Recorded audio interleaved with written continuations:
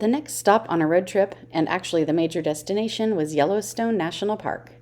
Dave and I were heading in the early evening to our campground, and we were distracted by numerous things in the park, including elk and bison, and here we are at Clearwater Spring.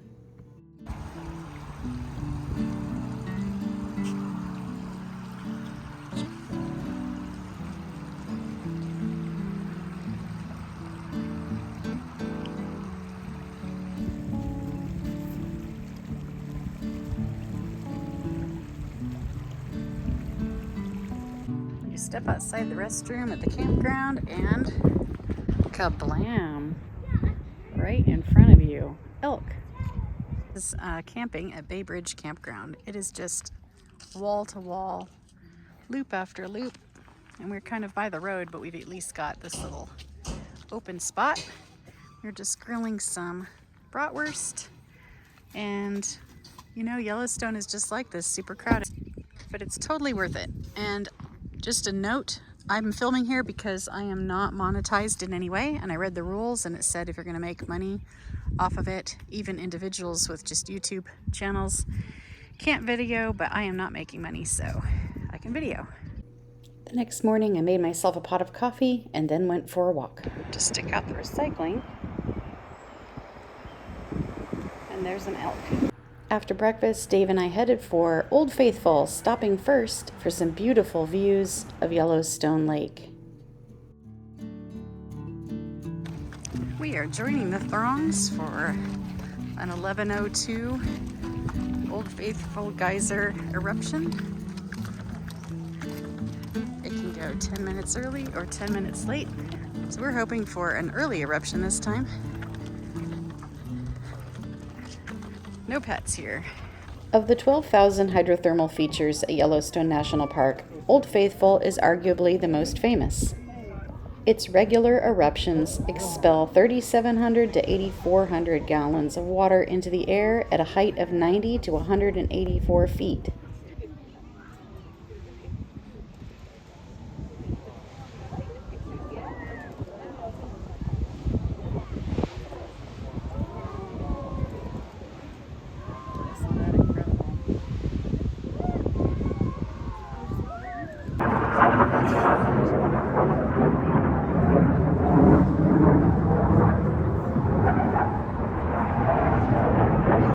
For the next 2 days, Dave and I explored this absolutely mind-blowing and beautiful park. We saw almost every kind of geothermal feature that exists on the planet, as well as crossing the Continental Divide 4 times in one day. Here we are at Black Sands Basin.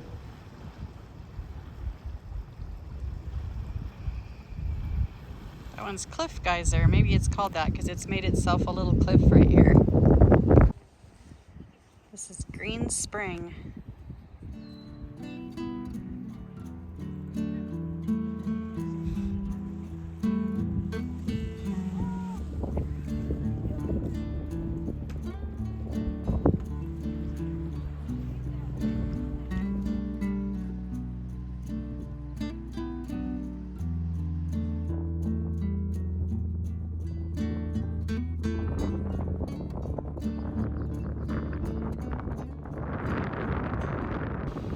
There's Dave walking along the river. It was so wild to see all that hot water pouring into the river.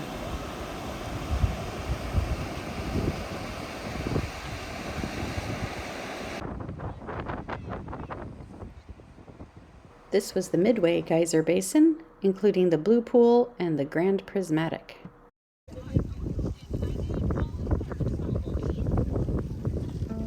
The color showed better in my still shot. The Grand Prismatic is Yellowstone's largest hot spring at 200 feet across. I was absolutely mesmerized with the way that the colors of the spring reflected in the mist above it. The different colors come from thermophiles, microorganisms of different types that group together depending on the temperature bands. There's an overlook for the Grand Prismatic as well, but we did not hike up to it.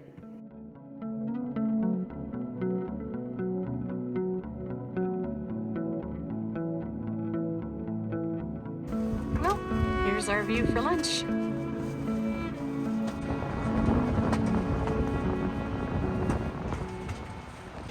After lunch, we took a side road to Firehole Falls. RVs aren't allowed on this road, but my van could make it just fine.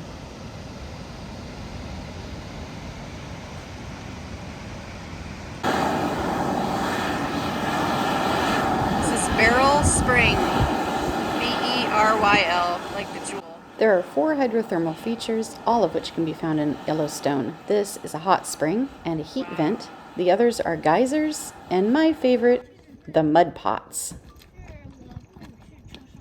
Mud pots are so acidic that they have dissolved the surrounding rock.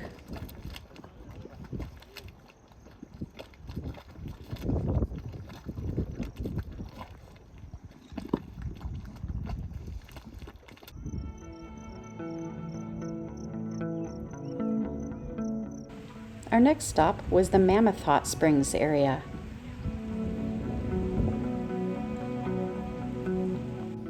Here there are massive travertine terraces which are formed when the hot springs dissolve limestone and deposit calcite.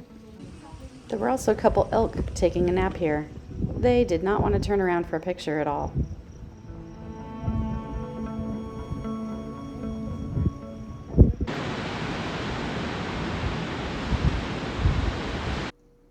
And our day was topped off with getting to view this beautiful pronghorn antelope mom and baby.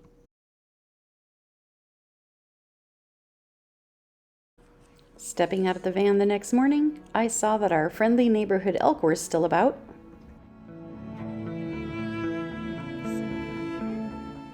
And as we drove away from our campsite, we saw this beautiful big guy.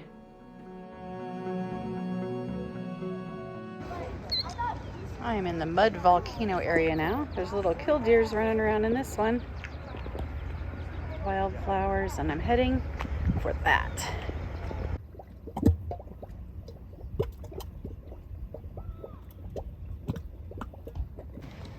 Look at all that green. This is the Dragon's Mouth Spring. I guess there's a hole in this observation tower the guy's fixing.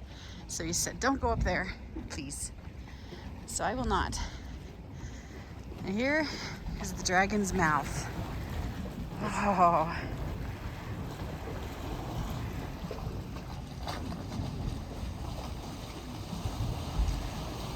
Wow. Wow, it is like a dragon's throat.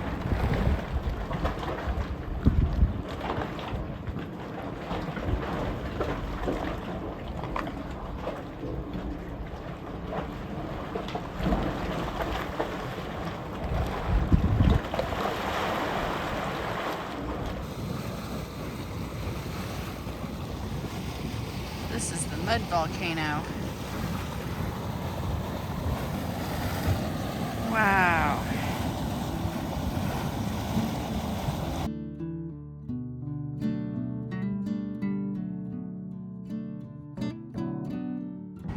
As if geothermal and wildlife wasn't enough,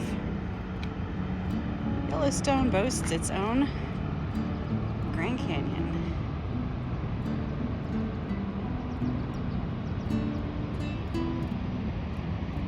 With the waterfall.